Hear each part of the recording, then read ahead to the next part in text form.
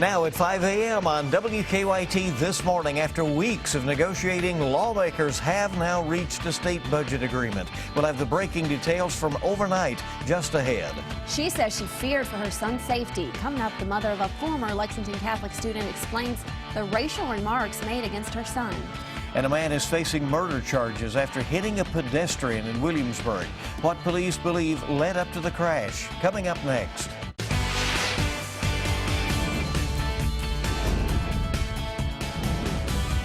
This is WKYT This Morning.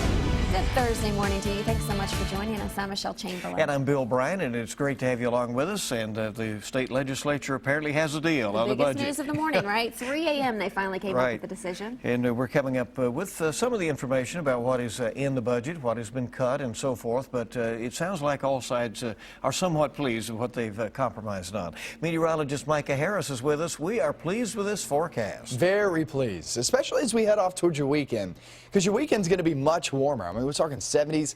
Everybody will feel warmth there towards your weekend. And even today, we're going to be right around 70 degrees by the afternoon. Nice days ahead. 42 degrees in Lexington, 43 in Mount Sterling. You go down south, even a couple of 50-degree readings. Most of us stay dry today, and when I say most, I mean 80, 90% of us. However, that other 10, 20% that's going to be in the far south, that you could see a southern shower at 69 degrees. The focus of the forecast, obviously, is that perfect weather for the next several days. All right, so several days, not a couple of days, but several days. And we're going to talk about that heading off into next week coming up. Okay, we'll see you. Thank you. We begin with breaking news out of Frankfort this morning. Like we told you at about 3 a.m. 2 hours ago, lawmakers say an agreement has been reached for a new 2-year state budget. Leaders of the House and Senate negotiated terms well into the night. And again, about 3 o'clock, just a couple of hours ago, they confirmed both sides have finalized a deal. WKYT's Caitlin Sentner is joining us now from our live desk with the details. Caitlin? Good morning, Bill. It was an extremely long day for lawmakers trying to strike a deal on the state budget. It was just hours ago Senate President Robert Stivers, House Speaker Greg Stumbo, and other leadership announced a deal had been reached. Legislative aides for Stivers and Stumbo said they spent the day in a private meeting discussing the budget. A budget conference committee didn't meet until around 10 o'clock Wednesday night. The largest disagreement had been cuts to higher education. Senator Stivers also noted problems agreeing how to spend coal severance funds and how much money to put into the state's pension program. After weeks of debate, they have come to a compromise. Lawmakers agreed to a 4.5% cut to funding for universities and colleges. Governor Bevin had originally proposed a 9% decrease. Now, Kentucky State University won't be included in those cuts, but the university president will have to come up with a road plan to turn their university around and present it to lawmakers. There was strong consensus that President Burse has done a wonderful job being put into a very tough position. And we want to give him, and that's why give him the opportunity to move the institution forward and why they were exempted from cuts. Now, the legislative session doesn't end until Friday, but legislators had to strike a deal before then. That's because it takes around 30 hours to print off a bill so it can be voted on by both chambers. Governor Bevin released a statement thanking lawmakers, saying for the first time Kentucky is investing in its pension system. At the live desk, Caitlin Sentner, WKYT. Thank you, Caitlin. We'll be sure to keep you updated on this budget deal throughout the morning. Now, Governor Bevin has signed a bill that creates a single marriage license form for both gay and straight couples in Kentucky. The new form will not have the name of the county clerk on it, and it will have the options of bride, groom, and spouse. The bill is in response to Rowan County Clerk Kim Davis, who refused to issue marriage licenses with her name on them to same-sex couples. The governor has also voted on to veto some bills. According to our news partners at the Herald Leader, Bevin vetoed 2 mandatory expenditures from the judicial branch budget. That means courts will have more money. The governor also struck a bill that aimed to establish a statewide Books for Brains program to hand out books to children. He said there wasn't enough money for it. The mother of a 14-year-old boy who was harassed and threatened by another student at a school is now speaking publicly about that incident. In an exclusive interview with WKYT, Denisha Vinegar says she removed her son from Lexington Catholic High School because she didn't feel he was safe going there. Vinegar says her son, who is black, began receiving threatening messages from a teammate on the football team last summer. She says he was threatened with lynching and told to pick cotton to raise money for a school fundraiser. Vinegar says she discovered the threat while on her son's computer. She says he never told her what was going on because he thought he was at fault.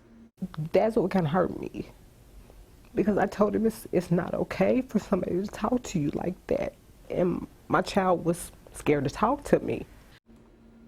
The 17-year-old Lexington Catholic student who police say wrote the messages was charged last week with terroristic threatening and harassment. Vinegar says there has since been some allegations made against her son, saying he initiated the threats, but she says what her son said to the aggressor was not threatening or racially motivated. We've learned that Denisha Vinegar's attorney, Amos Jones, is now representing a second black student who has left Lexington Catholic High School. Jones says the student withdrew from school Tuesday after he reportedly was assaulted by a white student on Monday. In a statement, Jones says the boy's mother described a bunker environment taking hold at the school where some black students increasingly feel under siege. Lexington Catholic's president issued a statement regarding this latest accusation, saying, quote, "No assault allegedly occurring on Monday at Lexington Catholic was reported to school officials. In fact, the school officials did not learn of this alleged assault until Mr. Jones sent a letter to the school's attorney at midday on Tuesday." Prosecutors say former Morgan County Judge Executive Tim Conley should not be able to challenge his guilty plea and sentence in a corruption case. The Herald Leader reports prosecutors filed a motion this week arguing that Conley waived his right to an appeal. They want an appeals court to uphold that waiver. Conley is serving a more than 7-year federal sentence for corruption. He's scheduled to be released in 2021, and investigators say he rigged bids on Morgan County bridge projects and received kickbacks as the county recovered from a 2012 tornado. A man now faces murder charges after investigators say he hit and killed a pedestrian in Whitley County. The crash happened yesterday afternoon on Highway 25 near Highland Park Drive in Williamsburg. Police tell us 53-year-old Richard Perkins was walking his dog on the sidewalk when a car ran off the road and hit him.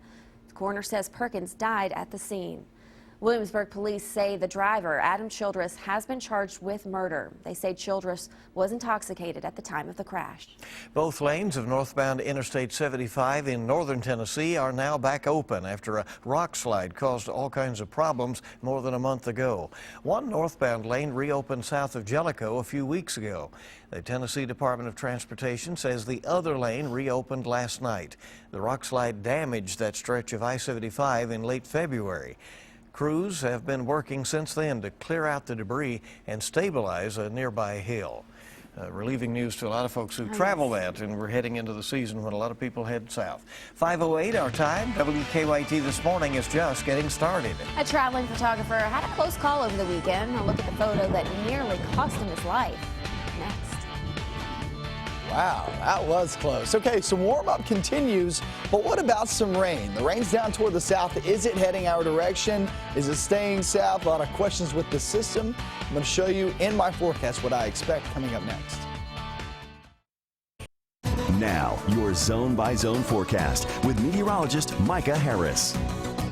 Very nice start to the day. We're actually in the 40s and 50s outside. Not a bad feel, and also staying with dry conditions. I will tell you this, later on this afternoon, we cannot rule out the possibility of a stray shower far southern half. If you get toward Hal Rogers Parkway and also Cumberland Parkway, that area right through there, that's where we could see in southbound a stray shower or two, and that's about it. It's about the temperatures. We're in the 40s and 50s. It's a pretty good feel. 42 degrees, not all that bad. 50 degrees there in London and Corbin, and also make your way over into Jackson there in Breathitt County, Van Cleve area, Buckhorn and northern portions of Perry County, and also sitting there in Hazard, and then work your way back toward Prestonsburg at 47 degrees. Now we go through the day, we'll be about 20 degrees higher than that, so we'll finish off right around 70 with mostly sunny skies. Here's what we can't rule out. By the afternoon, you're going to see some clouds on the increase, especially the southern half. And that's coming from that possibility of that slight rain chance down south. Other than that, we stay dry. And that's only 20–30%. far southern half. Go off into the evening if you have any plans. Good looking evening too, heading out to eat. And that's after a nice day of Keeneland. If you can't go today to Keeneland, trust me, you'll have Friday, Saturday, Sunday, beautiful weather, and even off into next week. I don't see that changing. The cold air is well back toward the west. And what's going to happen here is we get that flow coming in from the south tomorrow, because the high pressure system is just to the north of us, and that's going to funnel in still some warmer air, but the warmer air, it will really start to funnel in here tomorrow off into your weekend. That's when everybody's in the 70s. Today we'll have upper 60s, lower 70s, but everybody pushes off into the 70s later on this work week and off into the weekend.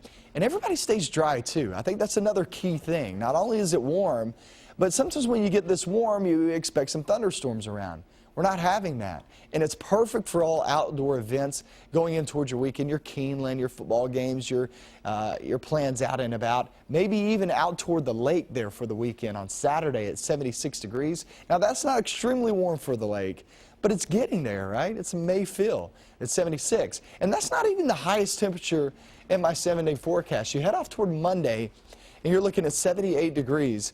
Even a few models still throwing out that 80-degree reading. And I said this on Monday, long term, I don't want to jump on board with that 80-degree reading there on Sunday off into Monday. But you know what? It's getting more and more confidence that we will see at least one somewhere across the region. But after that, the only reason why we have 60s after that is because rain on Wednesday.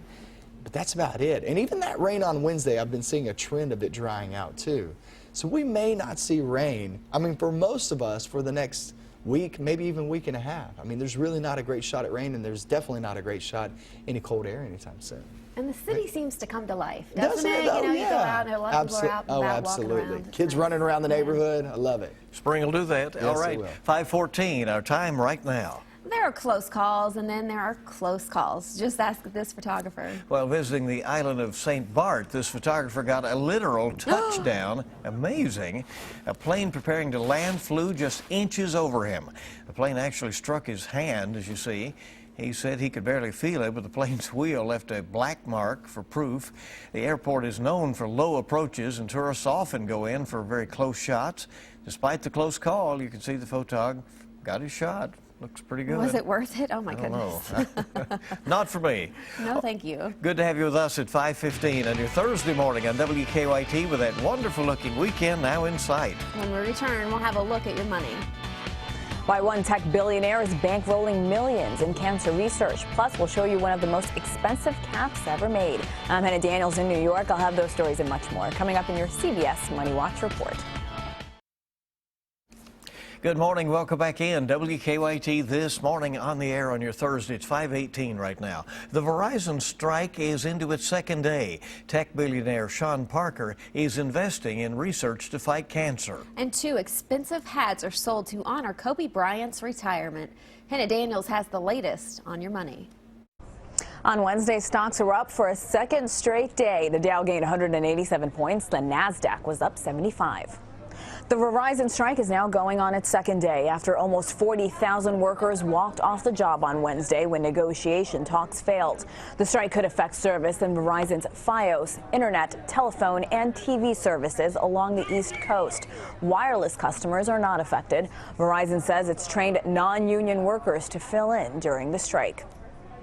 Tech billionaire Sean Parker is bankrolling $250 million in the growing field of immunotherapy to help fight cancer.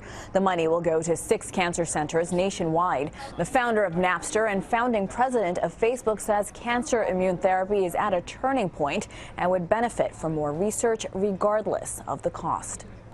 It may be the most expensive set of hats ever made. In honor of Laker Kobe Bryant's retirement, New Era is selling 2 custom caps made with lambskin and Bryant's number in 24-karat gold for more than $38,000. And that's your CBS Money Watch report. For more, log on to cbsmoneywatch.com. In New York, I'm Hannah Daniels. Kobe was 60 points last night, by the way. Americans apparently didn't shop too much last month, and economists believe that could be a warning sign. The Commerce Department says retail sales dropped 0.3% in March compared to February. Economists were actually expecting to see an increase. They now worry that economic growth could slow down even further. Consumers make up nearly 70% of economic activity, making retail sales a key indicator for the economy. Sales were flat in February and declined in January. Experts have since reduced their expectations for the country's economic growth.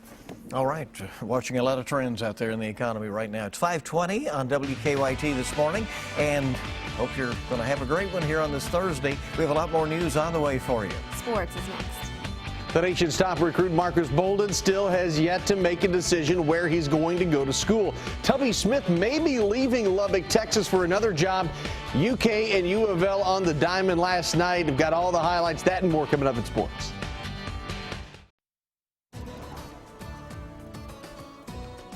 40s and 50s outside early this morning. That's not a bad feel. Remember, we've been in the 30s the past several mornings. So this is actually a really good feel outside. 43 degrees there in Mount Sterling, 50 degrees in Laurel County, and then you work your way back toward the Cumberland region. Cumberland region, you guys have the better opportunity of rain than anybody else, but still there, you're still talking 20, 30%. And that's it. So most of us still staying dry today and very nice conditions. 63 by noontime. That means heading out to lunch with anybody you have plans with. It's a pretty good feel. 69 by the afternoon with that possibility. It's a small chance, but still that possibility at a southern shower or two. But for the most part, like I said, we stay dry today. Heading off towards your Friday into your weekend. It stays dry, but the thing that changes is your high temperatures. We're talking 70s, and I'll show you that coming up. First, let's check out sports, see what's going on.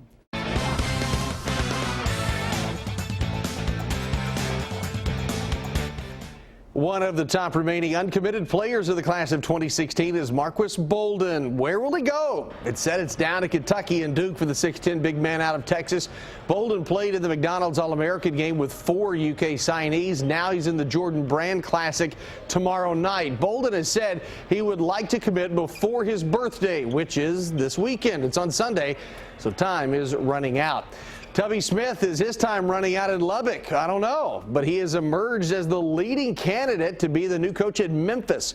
Tubby led Texas Tech to the NCAA tournament last month in only his 3rd season in the big city of Lubbock. Memphis is looking for a replacement for Josh Pastner, who left for Georgia Tech. It was a wonderful night for baseball last night. 2 ranked teams going at it, 2 of the nation's best, UK and U of L. U of L leading 4-0. The Cardinals have the bases loaded, and they're going to tack on some more. Drew Ellis with a great night. This double would clear the bases, gives Louisville a 7-0 lead. Ellis with 5 RBI. But UK starts to chip away. Bottom of the 5th, Tristan Pompey singles to left. Luke Becker is held at 3rd before the left fielder airmails that towards Nicholasville. That throw would allow Luke Becker to score 7-1. Later in the 5th, Storm Wilson, little bouncer up the middle, little bingo up the middle. That'll bring home Pompey 7-2. Redbirds, we move to the 8th. UK down 7-4. Pinch hitter Dorian Doc Hairston crushes it over the cliff in right center, and then as he rounds the bases, watch older brother talk trash to younger brother. Yeah, I got you. Devin's not amused. He refused to look at his brother. I don't blame him, but the Cardinals would get the win last night, 9-6. It was an excellent night, as you can see by the numbers, for the Hairston brothers. Kentucky softball coming off that sweep of LSU, hosting EKU. Yesterday evening, Colonels having an excellent season themselves. They take the lead in the 4th. Hannah Clark, the solo homer, her 7th of the year. EKU leads 1-0. It stayed that way until the 6th. Abby Cheek, right field, that one is long gone. A 2-run homer. Megan Prince would pitch the final 3 innings. She would not only get the win, she's going to end the game on a strikeout, and Kentucky gets the victory, a hard-fought victory, 2-1 your final score. That's sports. Have a great day.